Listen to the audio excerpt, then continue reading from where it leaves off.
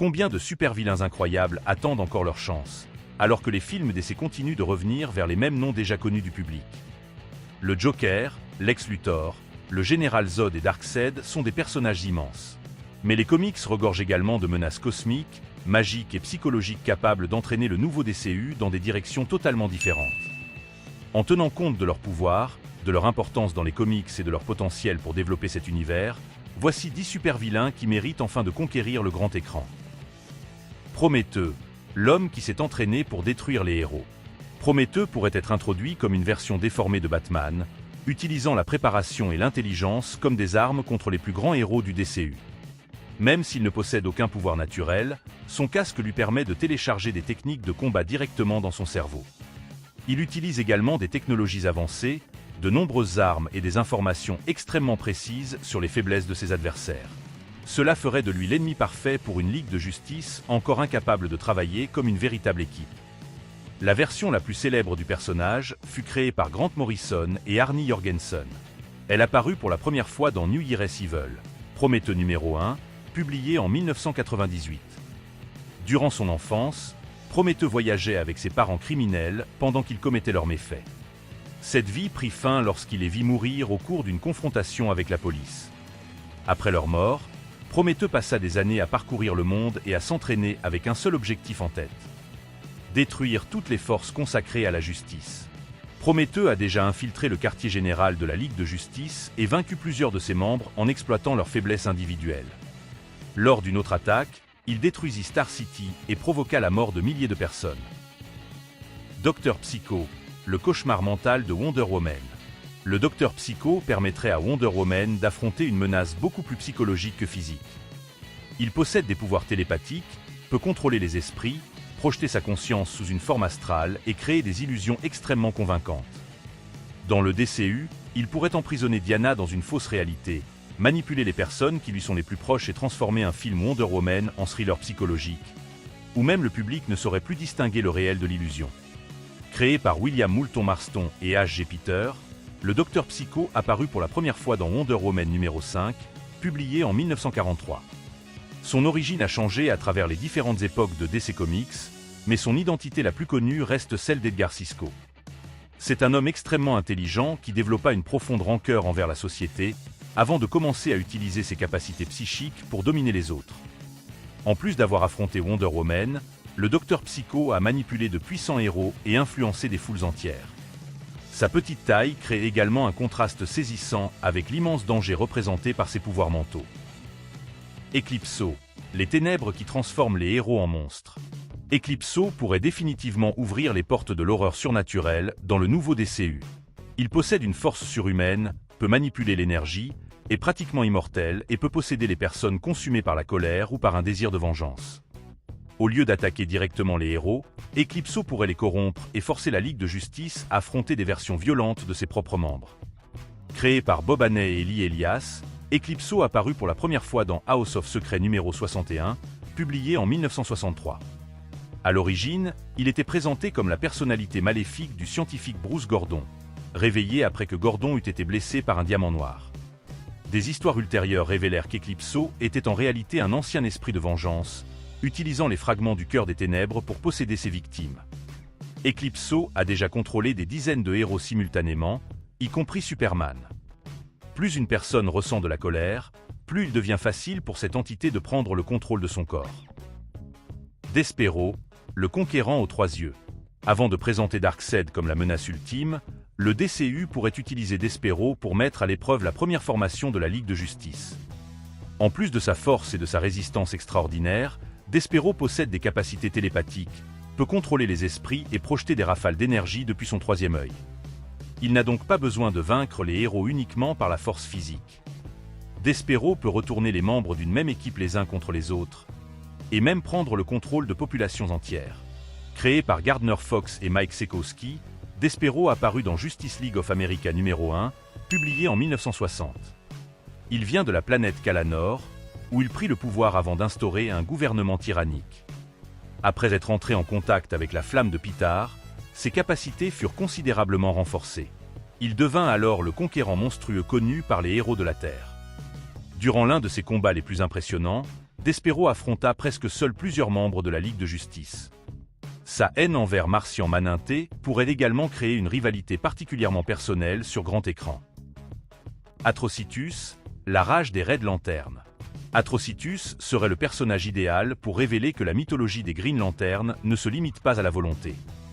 En tant que chef des Red Lantern, il utilise la rage comme source de pouvoir pour créer des constructions, des champs de protection et de puissantes décharges d'énergie rouge.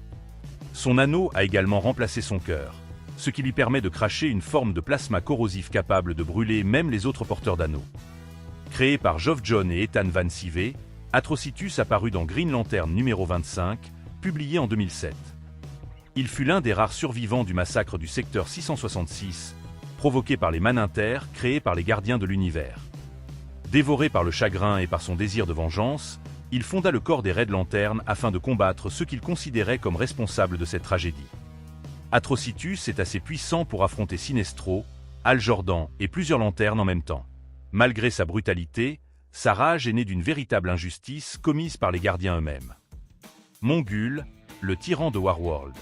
Mongul pourrait entraîner Superman.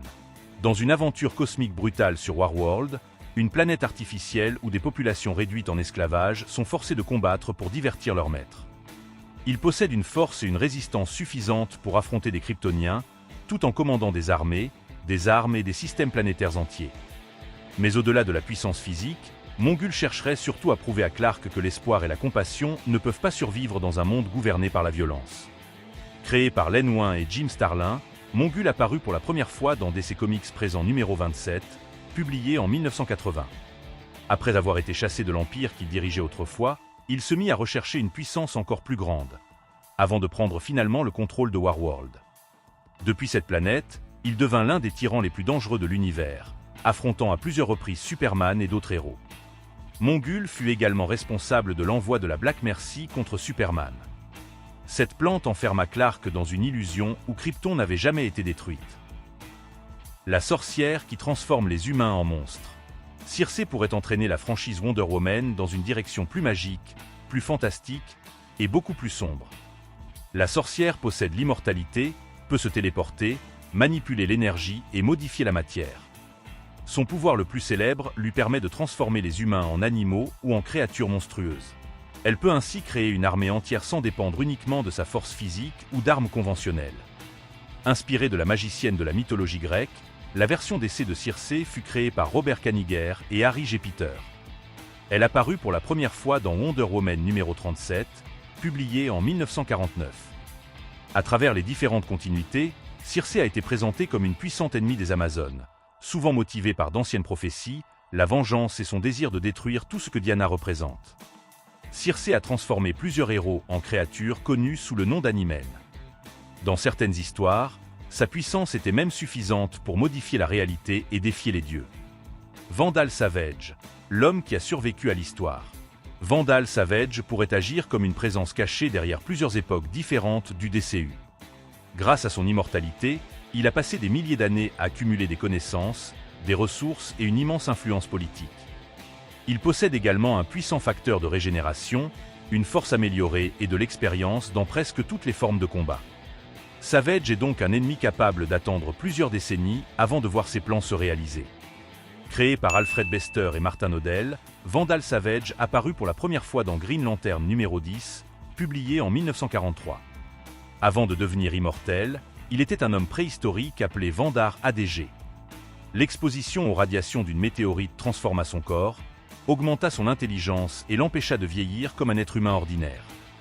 Au fil des siècles, Savage prétend avoir adopté différentes identités et influencé des guerres, des empires et des civilisations entières.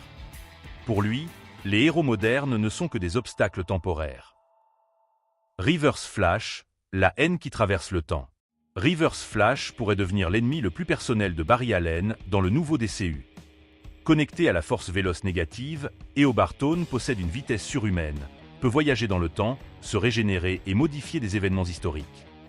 Au lieu de simplement tuer Flash, il préfère détruire lentement tout ce que Barry aime, transformant la ligne temporelle elle-même en une arme. Créé par John Broome et Carmine Infantino, Reverse Flash apparut pour la première fois dans The Flash numéro 139, publié en 1963. Tone était un scientifique venu du futur, obsédé par Flash. Il modifia son propre corps afin d'obtenir les mêmes pouvoirs que son héros. Mais lorsqu'il découvrit qu'il était destiné à devenir le plus grand ennemi de Flash, son admiration se transforma en une haine absolue. Stone voyagea dans le passé et assassina Nora Allen, la mère de Barry. Le plus cruel, c'est qu'il laissa Barry en vie uniquement pour pouvoir continuer à le faire souffrir à différents moments de son existence. Brainiac, l'ennemi que Superman n'a jamais affronté au cinéma. Brainiac possède tout ce qu'il faut pour devenir la menace centrale d'une phase entière du nouveau DCU. Son intelligence artificielle peut contrôler des vaisseaux, des drones et plusieurs corps différents. Sa technologie lui permet également d'envahir les systèmes informatiques et d'emprisonner des villes entières. Grâce à son lien avec la destruction de Krypton et avec la cité miniaturisée de Kandor, Brainiac pourrait attaquer Superman physiquement, émotionnellement et de manière profondément personnelle. Créé par Otto Binder et Al Plastino, Brainiac apparut dans Action Comics numéro 242, publié en 1958. À l'origine, il était présenté comme un extraterrestre venu de la planète Colu. Mais le personnage a reçu plusieurs origines différentes au fil des décennies, notamment sous la forme d'un robot ou d'une intelligence artificielle. Malgré ces changements, son obsession est restée presque toujours la même. Collecter toutes les connaissances possibles et éliminer tout ce qu'il ne peut pas contrôler.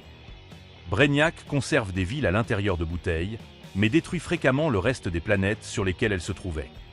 Pour lui, une civilisation ne possède de valeur que lorsqu'elle peut être cataloguée et conservée sous son contrôle. Le nouveau DCU n'a pas besoin de dépendre uniquement de super-vilains que le public a déjà vus à plusieurs reprises.